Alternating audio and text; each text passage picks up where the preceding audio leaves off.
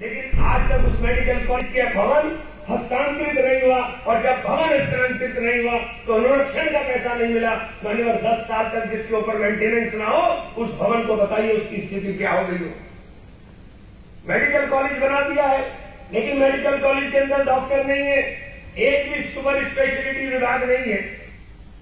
आप कह रहे हैं मेडिकल कॉलेज है, कोई सुपर स्पेशलिटी नहीं है, और जब सुपर स्पेशलिटी नहीं है तो फिर मरीजों को बाहर जाना पड़ेगा। मान्यवर बड़ा चारों तरफ से घिरा हुआ 3-3, 4-4 प्रदेश से घिरा हुआ क्षेत्र है मेरा। जब मेरे जैसे क्षेत्रों समृद्ध क्षेत्रों के अंदर भी लगता है, वहां पर उस मेडिकल कॉलेज का, सरकारी मेडिकल कॉलेज, राजकीय मेडिकल कॉलेज का याद है तो देश के अंदर क्या होगा। मान्यवर इस तरफ ध्यान देने की जरूरत है। इसी प्रकार से आपने विश्वविद्यालय का है, विश्वविद्यालय मेरे माता कुमारी विश्वविद्यालय खोला गया 4 साल हो गए, लेकिन आज तक शैक्षणिक सत्र पूरा तरीके से स्टार्ट नहीं हो पाया। मान्यवर पूरी बिल्डिंग आज तक नहीं बन पाई। मान्यवर पूरा पैसा नहीं मिल पाया। आपके केंद्रीय विश्वविद्यालयों में जिस प्रकार के 45 केंद्रीय विश्वविद्यालयों में 30% से अधिक शिक्षण पद खाली पड़े हुए। मान्यवर 30% से अधिक। एएलयू एक बहुत बड़ा शिक्षण संस्थान है, जहां शिक्षकों का अभाव है, उसका फंड लगातार काटा जा रहा है। किशनगंज के अंदर की जो ब्रांच थी, वो ब्रांच ऑलमोस्ट बंद होने के कगार पर आ गई। मान्यवर इन संस्थाओं से गरीबों के बच्चे पढ़कर निकल रहे हैं। मैं आपके ध्यान इस तरफ जरूर दिलाना चाहूंगा कि जब नीट की परीक्षाएं कैंसिल हो जाए, जिस प्रकार से बार बार पर्चे लीक हो जाए, तो सरकार को इन चीजों के ऊपर ध्यान देने की जरूरत है। मान्यवर देश का नौजवान आज परेशान है, चाहे वो अग्निवीर के नाम पर हो, चाहे वो नीट के नाम पर हो, और चाहे वो उद्योग धंधों के नाम पर हो। जब आप उद्योग धंधों की बात करते हैं, आप कहते हैं कि हमारी सरकार 5 ट्रिलियन इकोनॉमी की तरफ जा रही है, लेकिन मान्यवर ये नहीं बताने का काम करते कि 5 ट्रिलियन इकोनॉमी के लिए 10% से अधिक की ग्रोथ रेट चाहिए। आपकी ग्रोथ रेट क्या है साथ मान्यवर जब मैं आपका ध्यान रोजगार के गंभीर विषय की तरफ करूंगा, राष्ट्रीय सांख्यिकी मंत्रालय एनएसओ द्वारा असंगठित क्षेत्र में उद्यमों के सालाना सर्वे में जो चौंकाने वाला तथ्य है, वो ये है मान्यवर के जुलाई 2015 से सितंबर 2023 के बीच भारत में लगभग 18 लाख फैक्ट्रियां बंद हुई है, जिसमें 54 लाख से अधिक लोगों की नौकरियां चली गई। विनिर्माण क्षेत्र में असंगठित फैक्ट्रियों की संख्या 157 लाख से घटकर 178.2 रह गई, जो 9.3% गिरावट है। मान्यवर ये छोटी छोटी जो फैक्ट्री है, ये असंगठित क्षेत्र के उद्यम से इन असंगठित क्षेत्र के अंदर कुल 10 करोड़ 96 लाख लोग काम कर रहे हैं। मान्यवर ये सरकार के आंकड़े हैं। मैं इसलिए ये बात कहना चाहता हूं कि जब आप 5 ट्रिलियन की बात करते हो, तो आपका निर्यात और आयात आपको देखना पड़ेगा कि आपके आयात के ऊपर निर्भरता कितनी हो गई है। निर्यात लगातार आपके देश के अंदर घट रहा है।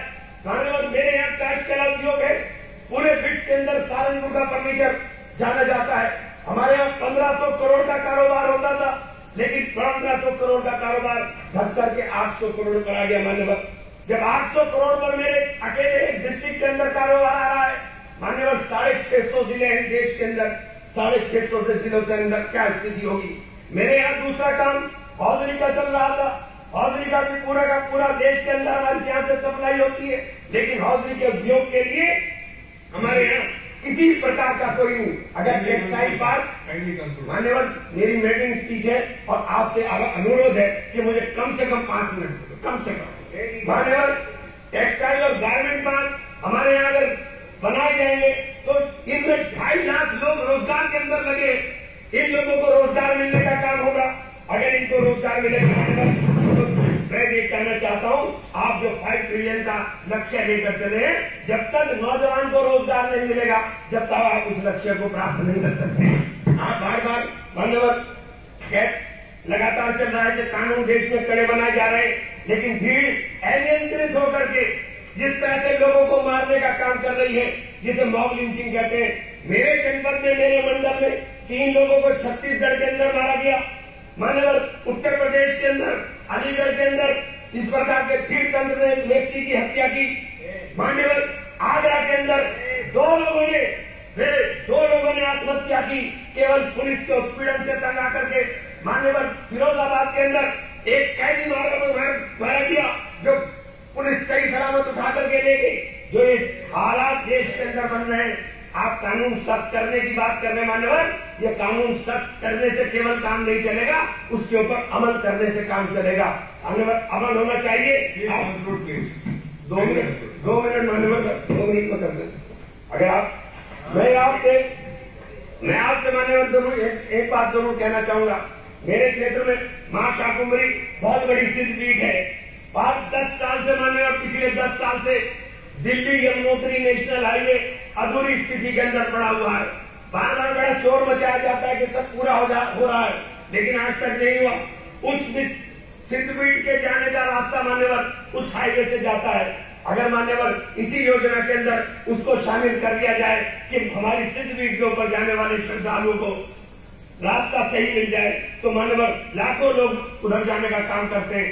मेरे शहर के अंदर, सहारनपुर शहर के अंदर मान्यवर एक एलिवेटेड हाईवे की आवश्यकता सबसे ज्यादा थी।